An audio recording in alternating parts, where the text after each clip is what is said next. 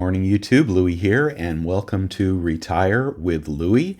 I'm popping in these videos from time to time since people seem to like them, and the markets are closed today. So let's get going. Whether you're 32 or 62 or 192, I'm going to give you some tips that will make it better. And let's just go ahead and get right into it. All right, hope you're having a good day and Happy New Year, everybody. My first tip for retirement, and I am approaching retirement, so these are lessons that I have learned, mistakes I have made, and things I look forward to make my retirement better. Okay, the first one is going to be traditional versus Roth IRA. All right, I hope everyone out there knows what a Roth IRA is, but basically your Roth IRA, in contrast to your 401k or your other traditional IRA, is money that you put in that is after tax and then grows after tax until you retire, and then you can take it out in any quantities or any frequency you wish without income tax. Okay, very powerful, the Roth IRA, and you can say that it makes more sense for people who are in their lower earning years than it does for people in their higher earning years. So when you're starting out, when you're contributing to your 401k plan, your IRA, etc., the less you make at that time, the lower the income tax bracket will be when you contribute. And as your income grows over time, the higher the income tax will be out the door when you make the contribution. So Roth tends to be recommended for people that are earlier in their earning careers, but there's a big advantage to it all the way through your career up to the end. And part of that has to do with the strategy of how you're going to make withdrawals. There's nothing more flexible than a Roth IRA, at least after the first 5 years you have been contributing, and there is no income tax ramification. So if you're trying to work to keep below the next threshold in your income tax schedule, in your tax bracket, the Roth IRA can be used to draw income that will not be taxed and will not push you into the same bracket. The other thing it does for people that, and pardon the misspelling here. The other thing it does for people that are starting out, a lot of people take distributions on their 401ks or their IRAs. They take emergency withdrawals. They take loans to buy homes, etc. And by doing so, they kind of thwart the whole process of gradually accruing more money and making money on that money. If you have a Roth, you have lots of options. It can also be passed on to your kids without tax consequence. And of course, you can keep it until the day you die with no consequence. There's no required minimum distributions. A Roth IRA is really powerful, guys. So I hope you'll consider that. Let's get on to the next tip.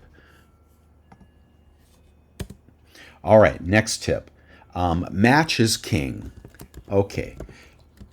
Now, perhaps you know this, but if you're working for an employer and they are doing, for example, a 50% match on the first 4% of your contributions, or a 100% match on the first 4% of your contributions, or some variation on that, that means that your first year return will be at least 150%. Okay, you cannot pass that up. Whatever you have to do, you have to find the money to allow your employer to give you money. And do that up to the match if that's all you want to do. Do that over the match if you have some extra cash. But definitely capture your employer match. It is really powerful. I mean, 150% return, a 50% return on your money every year is just imagine what that compounds to. So don't forget about the contribution that's required to get your 50% match. Before you do that, take a look at the vesting schedule on your 401k, government pension, 403b, whatever it might be, and find out how many years it takes to actually earn that match. All companies, almost all companies, require you to have some longevity to earn the money that's been given to you. The money that's given to you is put into your pension administrator and invested the way you tell them to invest it, but it's not really yours until you have vested. Some companies will do a 20% a year, 20, 40, 60, 80, 100 in the first 5 years. Others will do something more generous, but generally you'll need to work there 5 years. Before you quit that job, check and see how much of those contributions are vested. That is the only money that you'll be able to move out of the plan, move to a different plan, move to a different employer. So match is king and vesting is queen. Okay, a little bit off the beaten track here, but car loans. This is more for some of you younger people, but I see more and more people taking larger and larger car loans as cars get more and more expensive. And as interest rates go higher and higher, you could have a 7% car loan. Heck, you could have a 10% car loan. If you're going to do a car loan, hopefully you'll get some kind of incentive rate on that car loan. But cars, and nice cars especially, are the killer of retirements. I mean, a car after your home is one of your biggest expenditures, and if you're saddled with a $500, $600, $700, $800 car payment to get in that nice ride that you like, you are absolutely paying for short-term gratification over long-term enjoyment. So I would encourage you to get over to YouTube. Well, you're on YouTube, actually. Get over to YouTube and look for the best cars that you can buy used. They're rated. There's lots of YouTubers that rate used cars. Actually, some of the older used cars are better and will last longer than some of the new used cars. Okay, they put these CVT transmissions in the new cars. They turbochargers and lots of things that can go wrong. Hybrids have very high cost of maintenance. There are many, many factors to consider. But if you can get a reasonably priced, lower mileaged used car for a car that has dependability and people have rated highly over years and years, you'll be saving yourself a big headache. Cars, I know, are an expression of yourself, and it feels really good. One of the mistakes I've made in life is I've had many, many new cars and enjoyed each and every one of them. You know, they almost never break down when they're brand new, and if you flip them out at 3 years, you know, you don't spend any time with the mechanic. But that is not what's best for your retirement. Stay frugal when it comes to cars. Okay, guys? All right, we're going to get into a little more technical benefit here, technical details here, but the spousal benefit. Okay, this is not well understood. If you are married and have contributed into Social Security, at least the minimum amount that's necessary to draw Social Security at 62, 67, or 70, your spouse is entitled to a spousal benefit whether or not they work. Okay, this is very different than what the spouse's benefit will be. The spouse's benefit could be $1,000 a month at full retirement age, and or it could be zero. Maybe they're new to the country, they've lived here a few years, but anyone that qualifies, and this is man or woman, anyone that qualifies for Social Security, your spouse will qualify for a spousal benefit whether or not they have worked, whether they've worked the minimum amount of time, etc. Let me just get into the definition of this. And this was something that was very confusing to me, but here is the spousal benefit. A spousal benefit can be as much as half of the worker's primary insurance benefit. Now, this is while you are living, you draw your benefit at whatever age you choose to draw it, and your spouse at their normal retirement age can draw a 50% bonus on that, whether or not they have worked. And there are some rules about immigrants and how long you have to be here, etc. But this is free money for those of you that have lived the American dream and your spouse has stayed at home with the kids and hasn't made enough or made anything to qualify for the minimum Social Security benefits. Really important to know about this, and the timing is really important. Before you hit retirement age and your spouse hits retirement age, Google spousal benefit and see what you're entitled to. Now, of course, that benefit could be less if your spouse has been earning a reasonable amount of money. Your spouse's benefit could be bigger than the spousal benefit, and then you'll have to choose when to claim that. But if, let's say, for example, your benefit is $3,000 a month, and your spouse's benefit is $1,000 a month, your spouse can draw $1,500 from the spousal benefit while they can only draw $1,000 from their primary benefit. So let's do another example. But if your spouse's benefit is $2,000 a month, then the spousal benefit is only $1,500. And in that case, they'll want to take their retirement instead of yours. Okay, guys?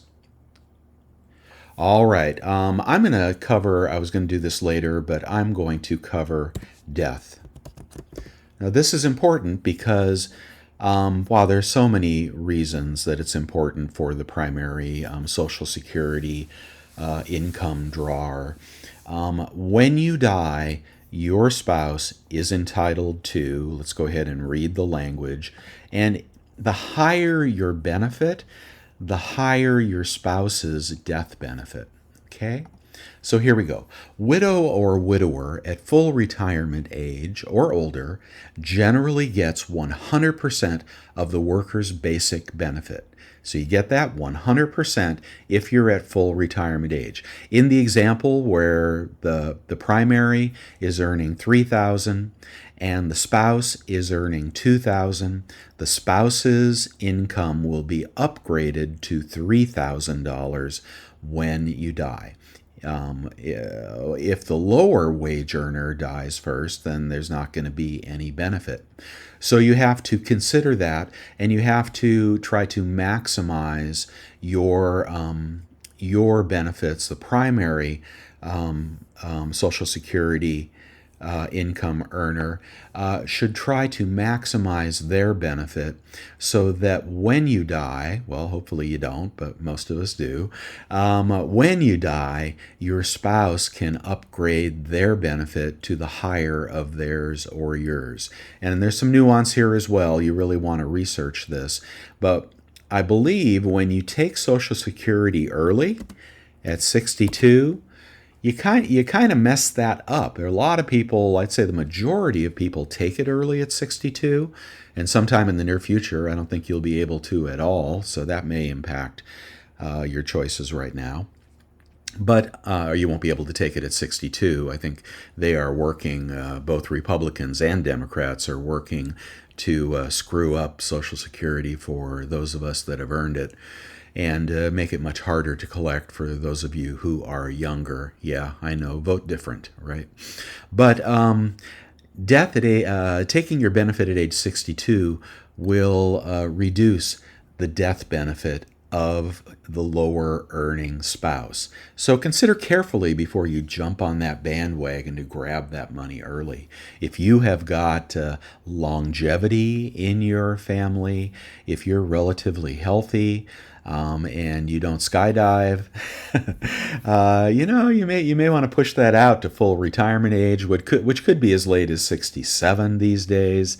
And if you have other assets like this Roth IRA, that is like the superhero of a retirement plan. You can push your Social Security benefit to even 70. So yeah, covering death right there. Just 1 second, let me get my notes back. And I want to go into mortgage payments. Now, I've touched on this on previous videos, but this is a killer. I've heard from you in some of my other videos, especially the video where I demo newretirement.com. I'm not affiliated with them in any way, but I use this product. You've got to get over to newretirement.com. And take the free trial and put in all your information and your assumptions and see how your retirement is going to look. It's a very powerful tool, and it has engines that calculate everything from Social Security increases to taxes and tax brackets and different sources of income. A really, really great product. You'll be absolutely shocked when you see what your retirement can look like, and you can alter it based on assumptions. The 62 assumption, the 67 assumption, the 70 assumption, traditional IRA, Roth IRA, contributions, increasing contributions, your income, etc. Okay, I just wanted to get that in there before I forgot. The mortgage is a killer. All right. You don't want to go into retirement with a mortgage. It will increase the amount of money you have to draw out of your 401k. When it does that, it increases your tax bracket. It screws up this thing called IRMA, which relates to cheap health care. Okay, important. You're going to need health care when you retire. So another advantage of the Roth. But when you take a mortgage into retirement, you as much as double the amount of money that you need to draw out of your 401k. And in so doing, you move yourself into a higher tax bracket. So what to do? Well, everybody wants that nice house. This is the other mistake I've made in my career. I thought a bigger house was always better until I got a bigger house and a bigger house and a bigger house and a bigger mortgage and a bigger mortgage. And that all kept working until it didn't. And when there is a recession, when there's a downturn in the housing market, the big expensive houses will fall first. Okay, you want to be on the lower end of the spectrum to protect yourself from downturns in the economy. I think there's one coming, but that's another video. So how much house do you need? You need whatever you need, but you don't need whatever you don't need. Okay? And I'd recommend you keep the location of your house in a reasonable location, the purchase price of your house at the lowest price possible. If there is a granny flat or something you can rent, that is a miracle, which I have actually in the ranch that I bought out here. That's a miracle in retirement to have income producing ADU or granny flat, etc. But buy what you need and don't speculate in real estate with your future. Your mortgage can bring down your entire retirement plan, especially if you haven't saved, lots and lots of money. Stay frugal, take what you need, leave what you don't. Make sure the kids are in a good school district. Make sure you have a nice yard to play in, and a house that isn't, falling apart. But stay frugal on your mortgage, and if you can't do that where you live, move. Okay, moving on here, getting closer to the end. This is going to be for you younger guys, your jobs. Okay, assuming that you are married, all right? A lot of people are. Some don't stay married for long, but let's assume you are. My wife and I were both in the private sector, and we both saw jobs come and jobs go, promotions come and promotions go, income go up, income go down. You are at the mercy of your industry, but it is the best way to rapidly escalate your income is to stay in the private sector and keep working as hard as you can until your income goes to a fairly high level. But there are two of you. There's you, oopsie, and there's your spouse. Not your spouse. All right. So this is our recommendation for my wife and I. We say it to each other all the time. There's this thing called a pension, a traditional defined benefit plan, and there are variations on that now, and they typically come with union jobs and government jobs. Not as much anymore on the union job. Some, the older union enrollees keep the good stuff, but the new people get a reduced benefit because it was crushing the companies that offered it, because it was that good. Government still has pensions, okay, not as good as they used to be, but what I recommend is one person in the family go for the brass ring. I went for the brass ring and nearly hit it several times, but never quite hit it. That's why I'm still working, right? My wife went for the brass ring and she nearly hit it several times, and there was some good money there, some high earning years. But what happens when you're going to retire is then if you and your spouse are both in the private sector, you will have to rely on your IRA or your 401k, okay? And to rely on that means that you need hundreds of thousands of dollars to draw 4% draw out of that IRA to support your lifestyle after you retire, which augments your Social Security, okay? And that happens to be where I am at. But you don't have to be there. And what my wife and I both recommend for you young guys and young girls out there, one person, go for the brass ring. Maybe it's the person with more education or in the hotter industry. And one person, find a government job. Okay? If you go into government buildings, you will see that how do I want to say this? Immigrants to our country, legal immigrants, are all over these jobs because they know those are the best thing cooking. And you should be as well, regardless of your race, creed, or color. One of you in a government job can provide a pension. A pension is an annuity that is defined. And over time, that is guaranteed income when you retire, a percentage of probably your highest earning year, and a guarantee. Anything can happen with your 401k or other traditional retirement vehicle. A pension is for life, and after you got 10, 20 years in with the government, you'll have it. And those two things combined, a nice IRA and a pension from a government job, can really set you up in retirement.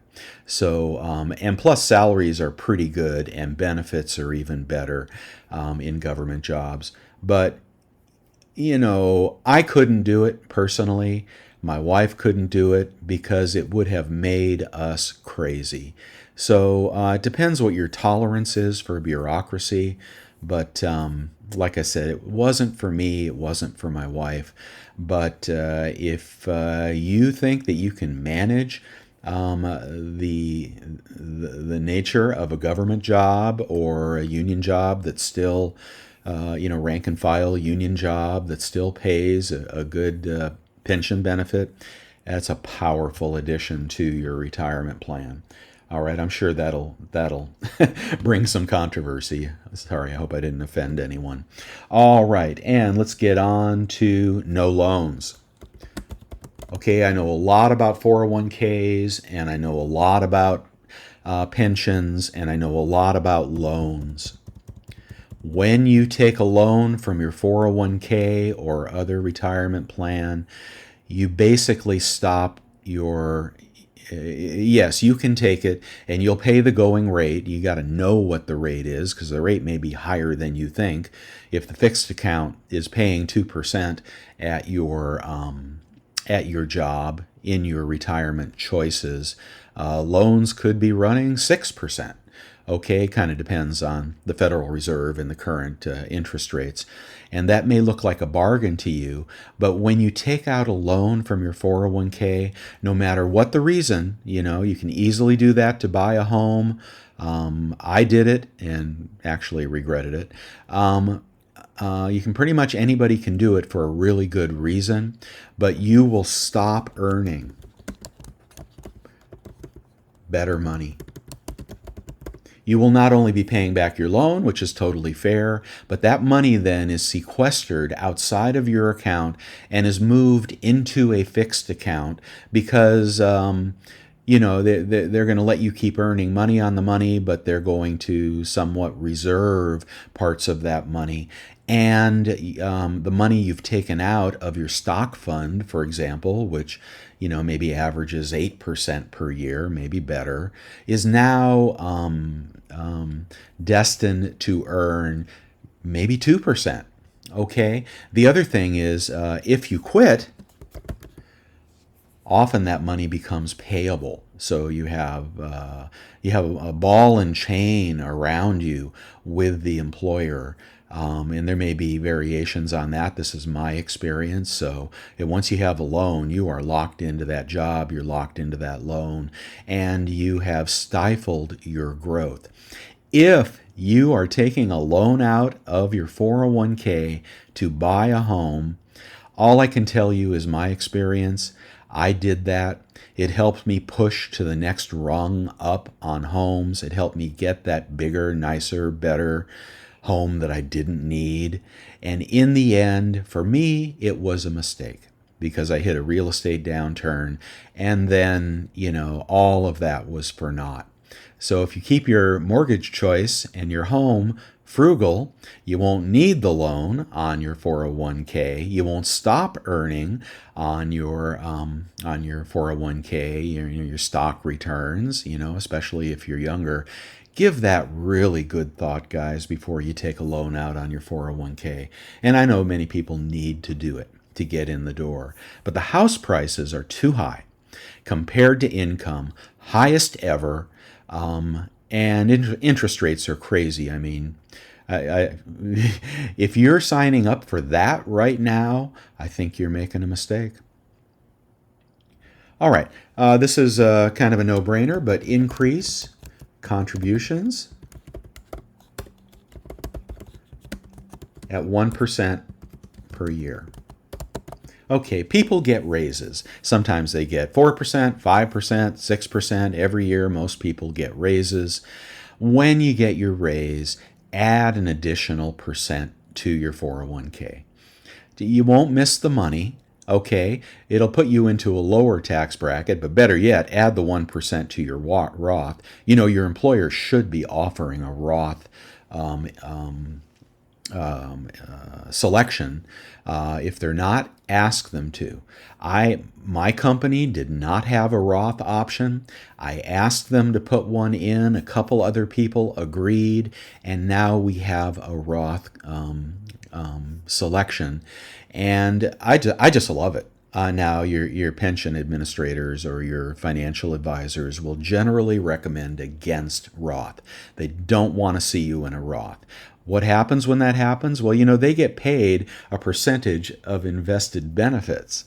All right, millions and millions of dollars, and they'll take a 0.5% off the top for being kind of the fiduciary of the corporation. When you pay the tax up front, you contribute less, they get paid less. Perhaps that's the reason. Perhaps, there are other reasons for people to not like Roth IRAs and Roth 401ks, but I recommend you do look into that. Boy, I've been hitting that over and over again, haven't I? But increase your contributions 1% a year. As you get raises, you will not miss the money. So why not for the future? Okay, this is the last one, and this is going to be your last house. Another mistake I made. Again, the McMansion I was living in was crazy. All right, I was about 15 years younger, so that put me in my 50s. I thought I would live forever. I thought I would keep, running the track. I thought that the way I felt in my 50s would be the way I would feel in my 80s. As you get older, you slow down. I had a knee injury, blah, blah, blah. Anyway, it was a big house. It required a lot of maintenance. It had a huge yard. It had a pool that I maintained.